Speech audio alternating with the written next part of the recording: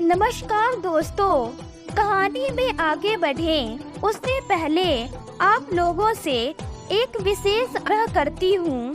Channel पर नए हैं तो चैनल को सब्सक्राइब करके घंटी के बटन को ऑल पर सेट कर लें। एक बार भगवान शिव जी पार्वती जी के साथ भ्रमण करते हुए मृत्यु लोक की अमरावती नगर में पहुँचे। उस नगर के राजा ने भगवान शिव का एक विशाल मंदिर बनवा रखा था। शिव और पार्वती उस मंदिर में रहने लगे।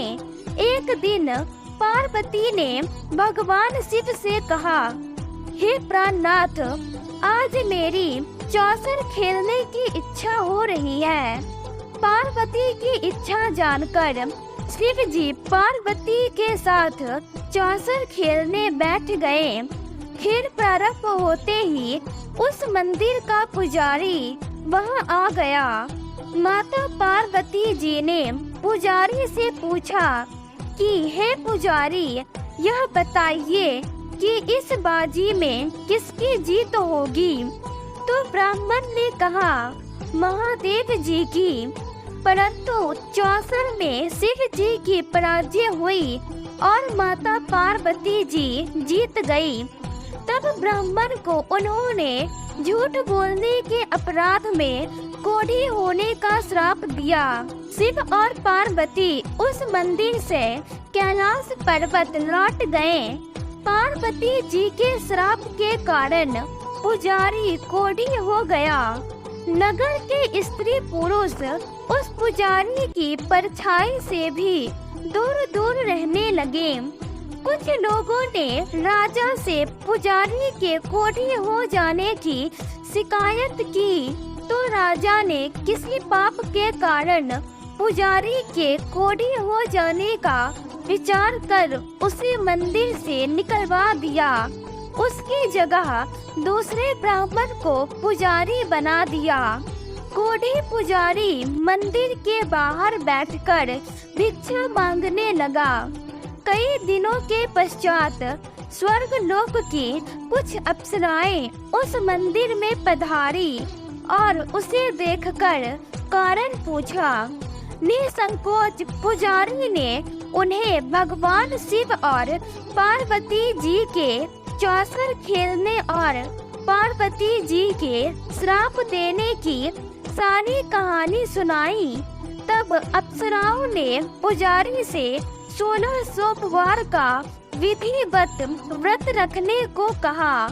पुजारी द्वारा पूजन विधि पूछने पर अप्सराओं ने कहा, सोमवार के दिन सूर्योदय से पहले उठकर स्नान से निवृत्त होकर स्वच्छ वस्त्र पहनकर आधा सेर गेहूं का आटा लेकर 3 अंग बनाना, फिर घी का दीपक जलाकर गुड़, नैवेद्य, बेलपत्र, चंदन, अक्षत, फूल, जनेऊ का जोड़ा लेकर प्रदोष काल में भगवान शिव की पूजा अर्चना करना। पूजा के बाद 3 अंगों में एक अंग भगवान शिव को अर्पण करके एक आप ग्रहण करें।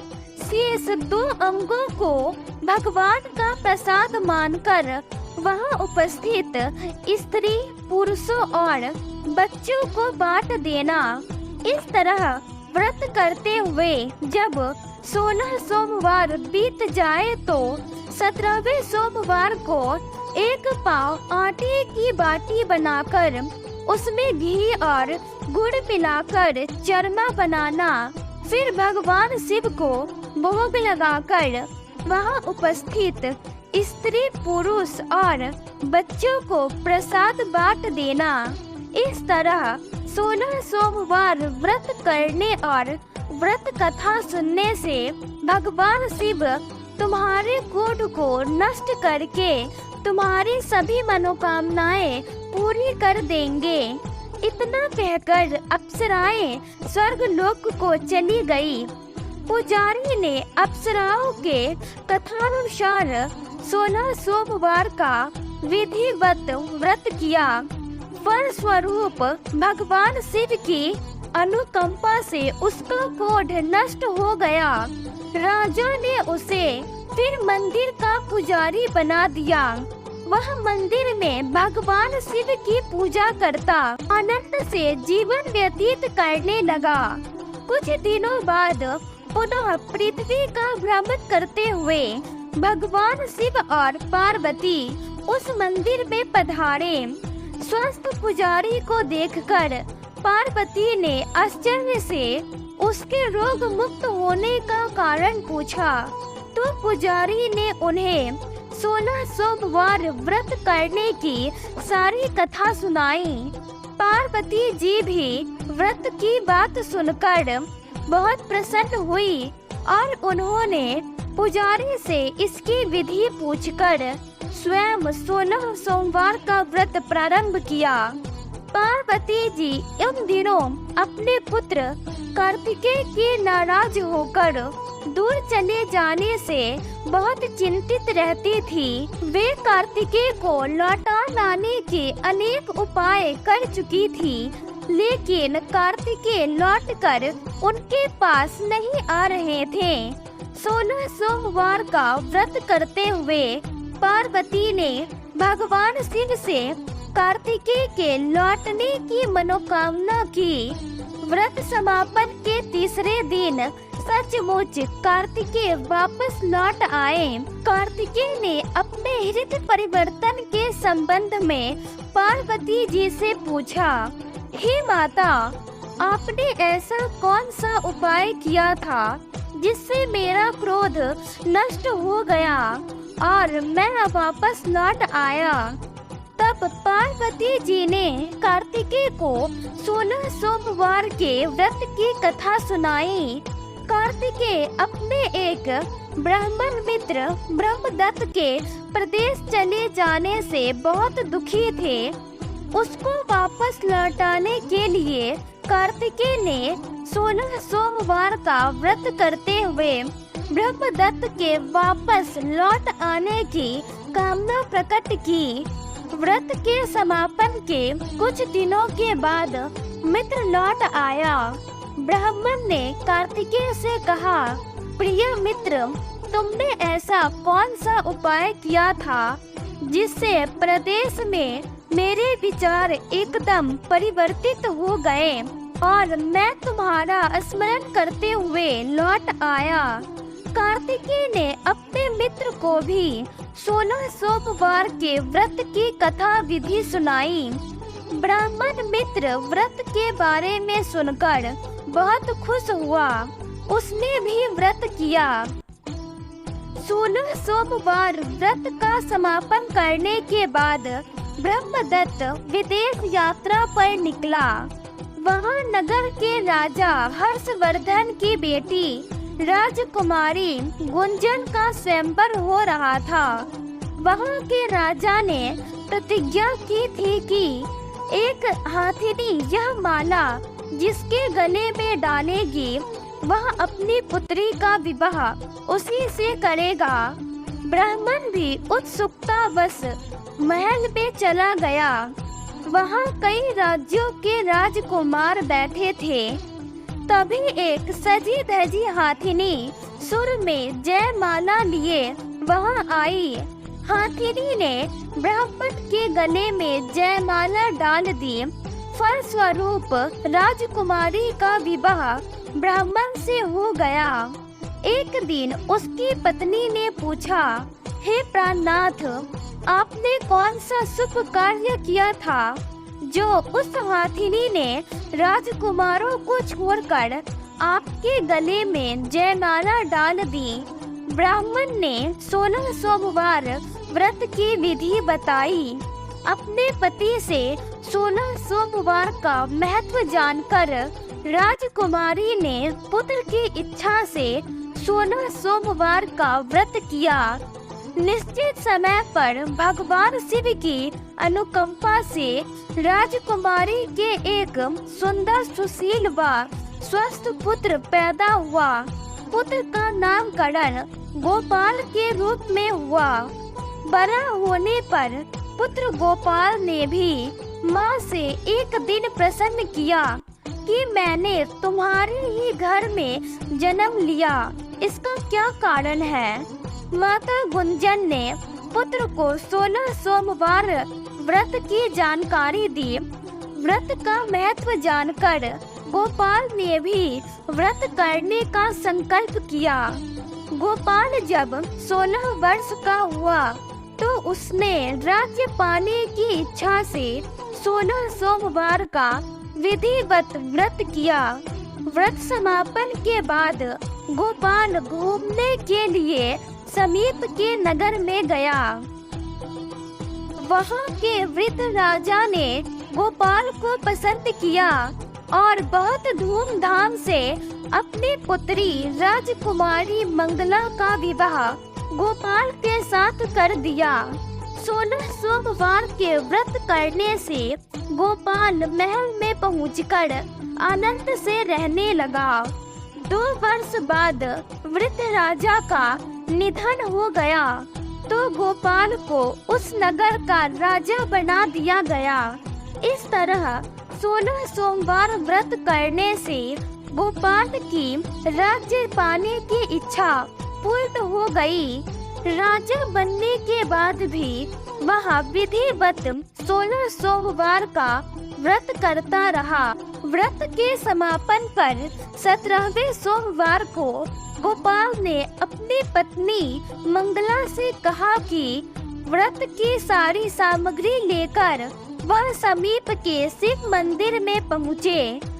पति की आज्ञा का उल्लंघन करके सेवकों द्वारा पूजा की सामग्री मंदिर में भेज दी, स्वयं मंदिर नहीं गई।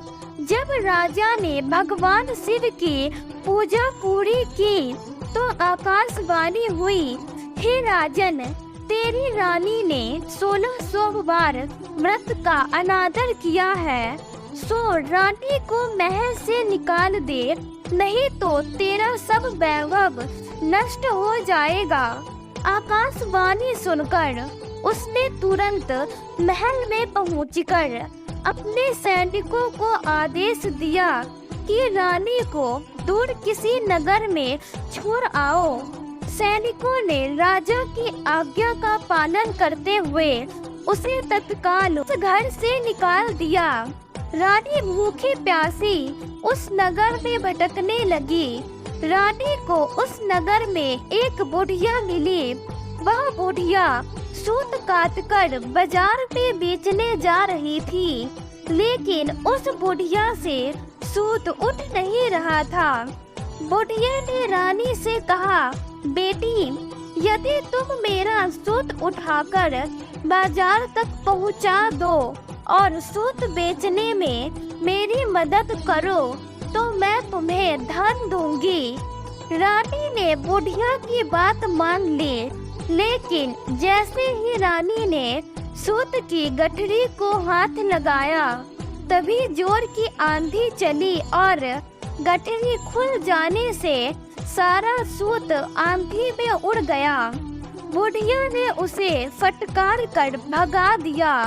रानी चलते चलते नगर में एक तेली के घर पहुंची।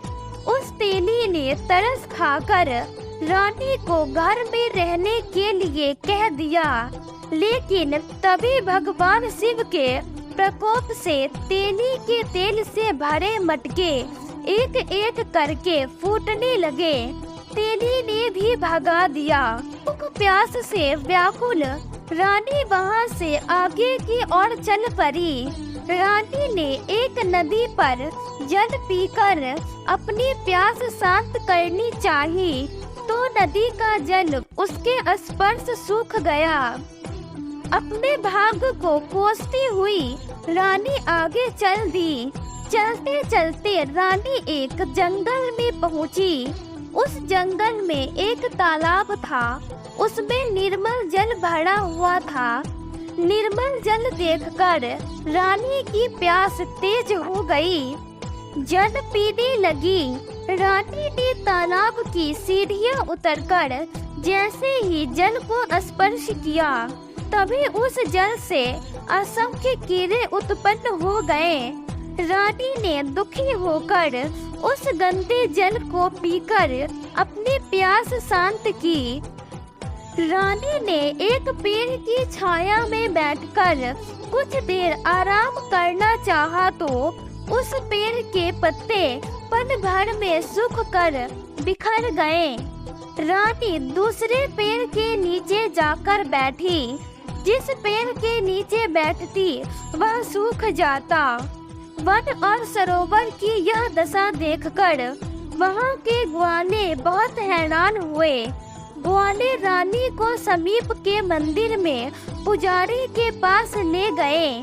रानी के चेहरे को देखकर ही पुजारी जान गए कि रानी अवश्य किसी बड़े घर की है। भाग्य के कारण दर दर भटक रही है। पुजारी ने रानी से कहा, पुत्री, तुम चिंता न करो, मेरे साथ इस मंदिर में रहो, कुछ ही दिनों में सब ठीक हो जाएगा।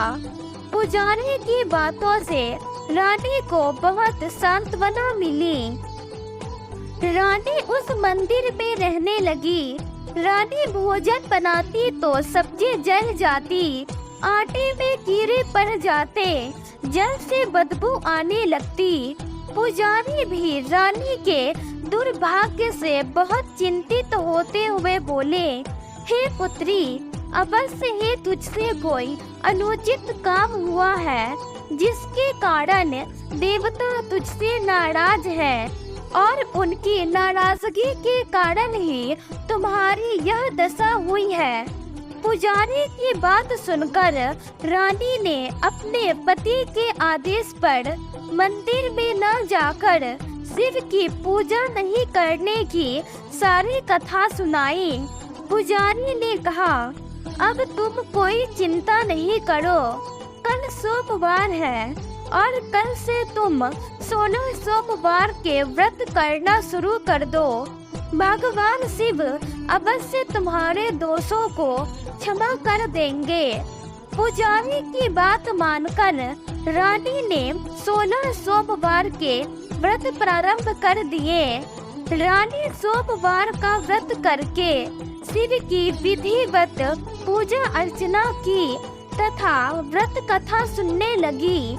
जब रानी ने 17वें सोमवार को विधिवत व्रत का समापन किया तो उधर उसके पति के मन में रानी की याद आई। राजा ने तुरंत अपने सैनिकों को रानी को ढूंढ कर लाने के लिए भेजा। रानी को ढूंढते हुए सैनिक मंदिर में पहुँचे और रानी से लौटकर चलने के लिए कहा। पुजारी ने सैनिकों से मना कर दिया और सैनिक निराश होकर लौट गए। उन्होंने लौटकर राजा को सारी बात बताई। राजा स्वयं उस मंदिर में पुजारी के पास पहुँचे और रानी को महल से निकाल देने के कारण पुजारी जी से क्षमा मांगी। पुजारी ने राजा से कहा, यह सब भगवान शिव के प्रकोप के कारण हुआ है। इतना कहकर रानी को विदा किया। राजा के साथ रानी महल में पहुंची। महल में बहुत खुशियां मनाई गई। पूरे नगर को सजाया गया। राजा ने ब्राह्मणों को अन्न, वस्त्र और धन का दान दिया। नगर में निर्धनों को वस्त्र बांटे गए।